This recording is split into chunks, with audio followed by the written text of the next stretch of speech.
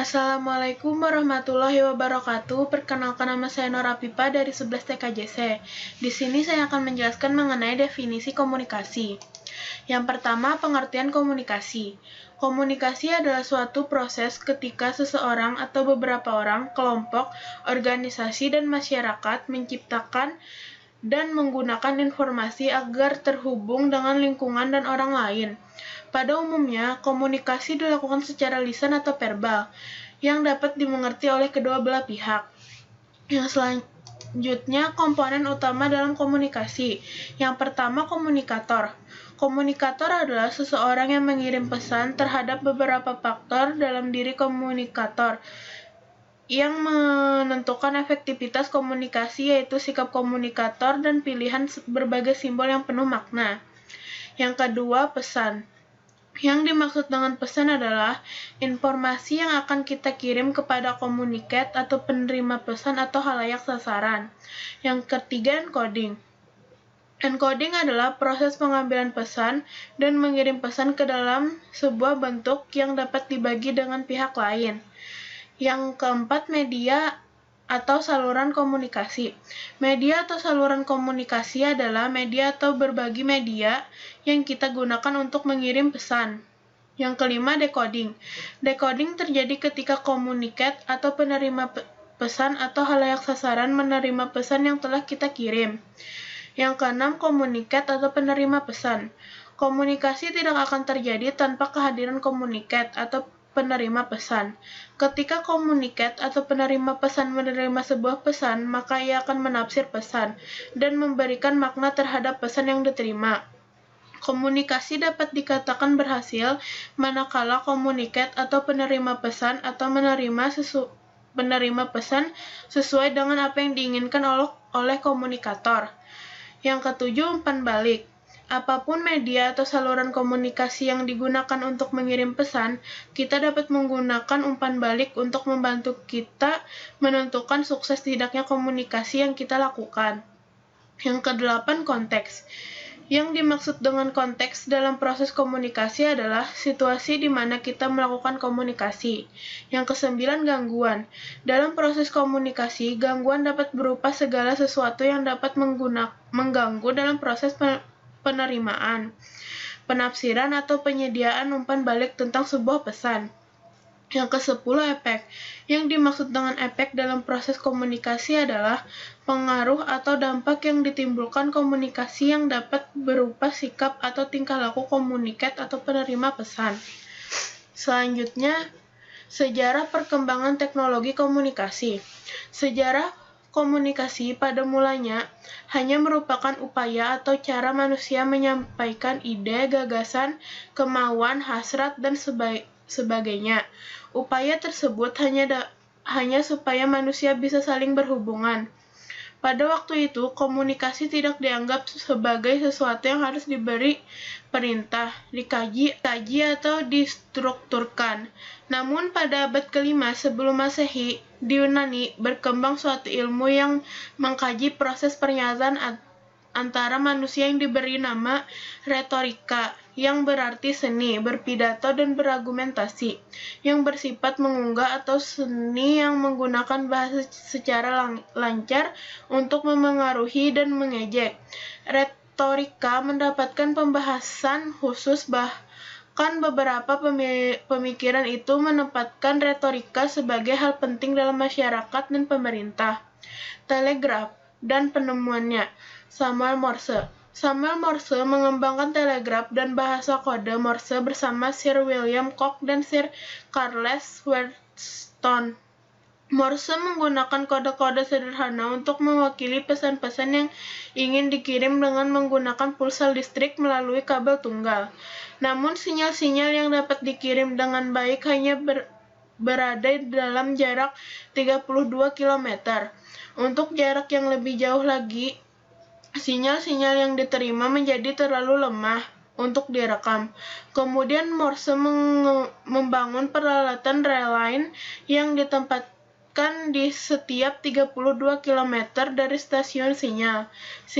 Sistem bisnis dalam bidang IT pertama kali terjadi ketika CERN memungut bayaran dari para anggota untuk menanggulangi biaya operasional. Pada tahun 1992 mulai terbentuk komunikasi internet dan diperkenalkan istilah World Wide Web atau WWW oleh CERN.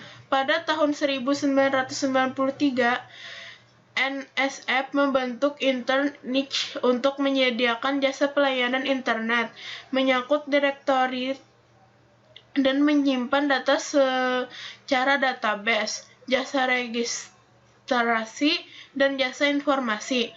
Pada tahun 1994, pertumbuhan internet melaju dengan sangat cepat dan mulai merambat ke dalam berbagai segi kehidupan manusia dan menjadi bagian yang tidak dapat dipisahkan dari manusia.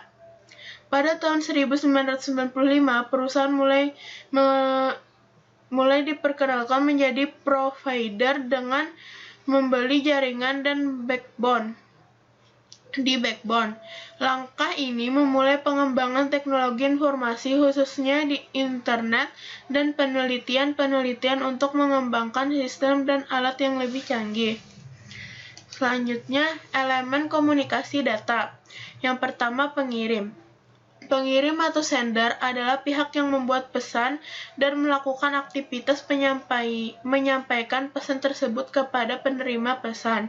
Yang kedua, penerima. Penerima atau receiver adalah pihak yang menjadi sasaran pesan dari pengirim atau penerima pesan tersebut. 3. Bahasa data. Bahasa yang dimaksud tentu bukan berupa bahasa seperti manusia, akan tetapi bahasa-bahasa elektronika, kode program, dan sejenisnya. Elemen ini penting karena tanpa memahami bahasa apa yang dimengerti oleh suatu program atau perangkat tertentu, maka tentu saja kita tidak berkomunikasi dengan meskipun antara pengirim dengan pembicara sudah saling berhubungan. Yang keempat, transmitter. Transmitter adalah alat untuk mengubah data yang dikirim dari perangkat keras tertentu agar menjadi sinyal analog agar dapat dibawa oleh media transmisi tertentu, kemudian diteruskan sampai ke penerima atau transmitter berikutnya. Yang kelima, encoder. Encoder adalah alat atau pihak yang melakukan pengkodean atas pesan yang ingin dikirim oleh penerima. Yang keenam, decoder. Decoder adalah alat atau pihak yang melakukan pembacaan kode atau simbol atas pesan yang ingin dikirim oleh penerima. Yang ketujuh, media transmisi. Media transmisi adalah sasaran atau perangkat yang digunakan untuk mengirim data dari pengirim kepada penerima. Yang kedelapan, protokol. Protokol dapat disebut sebuah alamat yang dituju pada penerima pesan dan sebaliknya. Protokol juga dapat disebut sebagai kumpulan aturan yang harus disepakati dua atau lebih perangkat untuk dapat saling berkomunikasi. Selanjutnya, hal yang dapat mempengaruhi komunikasi data. Yang pertama, pengetahuan. Seorang komunikator yang memiliki tingkat pengetahuan tinggi, ia akan lebih mudah memilih kata-kata untuk menyampaikan informasi baik verbal maupun non-verbal kepada komunikat. Yang kedua, perkembangan. Perkembangan memiliki dua aspek, yaitu pertumbuhan manusia dan keterampilan menguasai bahasa. Yang ketiga, persepsi. Persepsi adalah suatu cara seseorang dalam menggambarkan atau menafsir informasi yang diolah menjadi sebuah pandangan. Yang keempat, peran dan hubungan. Peran dan hubungan memiliki pengaruh dari proses komunikasi tergantung dari materi atau permasalahan yang ingin dibicarakan, termasuk cara menyampaikan informasi atau teknik komunikasi. Yang kelima, lingkungan. Lingkungan yang nyaman dan kondusif biasanya dapat mengubah baik terhadap proses komunikasi. Yang keenam, emosi. Emosi adalah reaksi seseorang dalam menghadapi suatu kejadian tertentu. Emosi terkadang tidak dapat dikendalikan oleh diri sendiri. Yang ketujuh, kondisi fisik. Kondisi fisik mempunyai peran yang penting untuk berkomunikasi. Semua indera memiliki fungsi-fungsi yang digunakan dalam kelangsungan komunikasi. Yang ke-8, jenis kelamin. Laki-laki dan perempuan memiliki perbedaan dalam berkomunikasi. Dapat dilihat dari gaya berbicara dan interpretasi. Selanjutnya, sinyal digital dan sinyal analog. Sinyal analog adalah sinyal data dalam bentuk gelombang yang kontinu yang membawa informasi dengan mengubah karakteristik gelombang. Dua parameter atau karakteristik terpenting yang dimiliki oleh isyarat analog adalah amplitude dan frekuensi. Yang kedua, sinyal digital. Sinyal digital merupakan hasil teknologi yang dapat mengubah signal menjadi kombinasi urut bilangan 0 dan 1, juga dengan binar, sehingga bisa mudah dipengaruhi oleh derau. Proses informasi pun mudah, cepat, dan akurat, tetapi transmisi dengan isyarat digital hanya mencapai jarak jangkau pengiriman data yang relatif dekat. Contohnya seperti ini. Yang ke-8, simplex, half duplex, full duplex. Simplex adalah suatu bentuk komunikasi antara dua belah pihak di mana sinyal-sinyal dikirim secara satu arah. Yang kedua, half duplex. Half duplex merupakan sebuah mode komunikasi di mana data dapat ditransmisi dan atau diterima secara dua arah tapi tidak dapat secara bersama-sama. Yang ketiga, full duplex. Full duplex ini metode komunikasi antara kedua belah pihak dapat saling berbagi informasi dan berkomunikasi secara interaktif dan dalam waktu yang bersamaan. Contohnya seperti ini. Selanjutnya, transmisi serial dan transmisi paralel. Transmisi serial adalah transmisi yang dimana dalam satu satuan waktu, satu bit yang disalurkan, dengan demikian data yang diterima atas banyak bit dikirim secara berurutan satu per satu. Transmisi paralel. Sejumlah bit dikirim per waktu. Masing-masing bit mempunyai jalur tersendiri dikarenakan oleh sifatnya yang demikian. Maka data yang mengalir pada transmisi paralel jauh lebih cepat daripada transmisi serial. Contohnya seperti ini. Kemudian teknik pengiriman baseband dan broadband. Transmisi baseband menggunakan sinyal digital untuk mengirim data melalui media sebagai satu saluran. Dalam teknik ini, satu sinyal mengambil seluruh bandwidth media jaringan untuk transmisi, mengirim, dan menerima tidak dapat terjadi pada saluran yang sama secara bersamaan. Oleh karena itu, transmisi baseband bersifat dua arah. Transmisi broadband mengirim data sebagai sinyal analog. Dalam transmisi broadband dimungkinkan untuk mengirim sinyal secara bersamaan melalui berbagai frekuensi. Oleh karena itu, dalam transmisi broadband, ia hanya dapat mengirim atau menerima, tetapi tidak dapat melakukan keduanya secara bersamaan. Selanjutnya, jaringan seluler.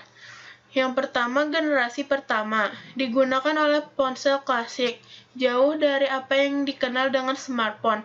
Ponsel ini hanya dapat melakukan panggilan telepon saja, tanpa ada internet, pesan singkat, apalagi sambungan ke media sosial. Secara bentuk, ponsel yang ada saat itu memiliki layar cukup kecil yang tertentu, memiliki tampilan yang amat sederhana. Pada generasi pertama ini, sinyal radio ditransmisikan secara analog dan kecepatannya hanya 14,4 kb per s saja. Generasi kedua adalah generasi peralihan dari teknologi analog ke teknologi digital. Jaringan ini selanjutnya digunakan sebagai standar utama penggunaan koneksi komersial. Kecepatan rata-rata adalah 9 hingga 14,4 kb per s. Generasi kedua ini biasanya dikenal dengan kode GSM. atau CDMA 2000. Pada generasi kedua juga dikembangkan menjadi 2,5G yang dikenal dengan sebutan GPRS. Kecepatan dinaikkan dari 9 hingga 14,4 kb per s sehingga menjadi 115 kb per s. Selain itu, pada jaringan 2,5G telah memiliki kemampuan untuk mengakses internet. Jaringan generasi ketiga. Generasi ketiga ini merupakan evolusi dari generasi sebelumnya. Keperluan atau akan kecepatan dan akses internet pada masa ini semakin dibutuhkan sehingga harus ada teknologi yang lebih baik lagi, yang mana sudah mendukung video streaming atau video calling. Setelah 3G, perkembangan koneksi data juga mengenal pada yang disebut dengan 3,5G atau 3G+, atau disebut dengan HSDPA. Peningkatan yang diberikan pada evolusi ini adalah kualitas gambar atau tampilan yang lebih jernih dibanding dengan 3G. Disebut dengan koneksi LTE, menjadi koneksi yang saat ini paling banyak digunakan untuk keperluan komersial. Kelebihannya tentu terletak pada kecepatan jaringan yang ditawarkan hingga 100 MB per s. Generasi keempat juga menawarkan kualitas grafis yang lebih baik, berkualitas premium, dan memiliki tingkat keamanan yang tinggi. Generasi kelima.